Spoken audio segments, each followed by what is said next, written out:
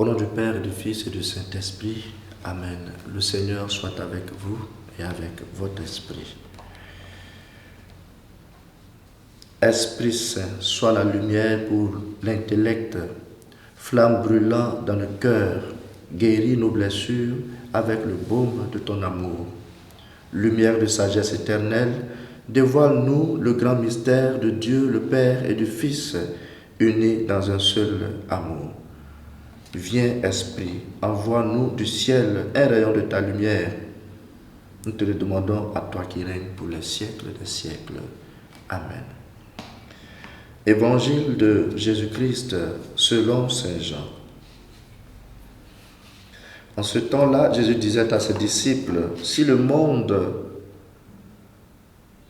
a de la haine contre vous, sachez qu'il en a eu d'abord contre moi. Si vous apparteniez au monde, le monde aimerait ce qui est à lui. Mais vous n'appartenez pas au monde, puisque je vous ai choisi en vous prenant dans le monde. Voilà pourquoi le monde a de la haine contre vous.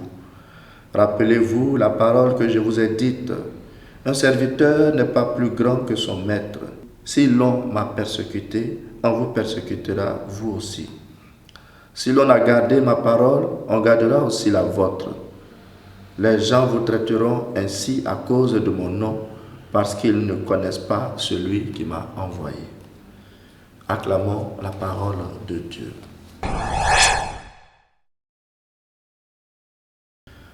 Dans ce long et dernier discours de Jésus que nous avons médité tout au long de cette semaine, sans même l'avoir épuisé, Jésus n'a pas manqué d'avertir ses disciples que tout ne leur sera pas rose et qu'il faut bien serrer la ceinture.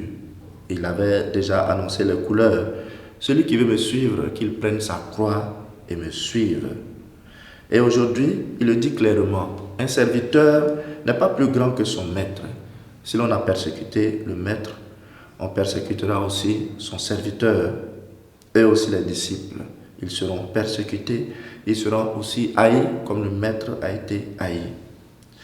Chers frères et sœurs, ne pensons pas que les gens nous applaudiront parce qu'on est devenu disciples de Jésus.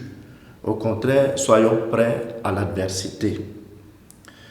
Mais en même temps, réjouissons-nous de la récompense qui est attachée à celui qui subit la persécution à cause du nom du Seigneur.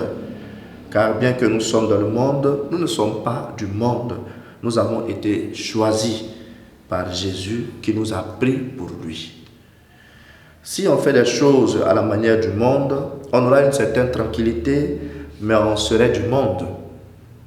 Combien de gens ont cédé à la pression du monde, ont abandonné leur foi, leur dignité de baptiser pour avoir une certaine tranquillité. Frères et sœurs, que rien ne te détache de ton Seigneur. S'il faut souffrir pour lui et pour tes convictions, souviens-toi que tu es dans la ligne de ton Seigneur. Souviens-toi que tu es dans le monde, mais que tu n'appartiens pas au monde. Que le Maître a connu ses souffrances. Mais parce qu'il n'a pas cédé au monde, il est ressuscité et il est toujours vivant.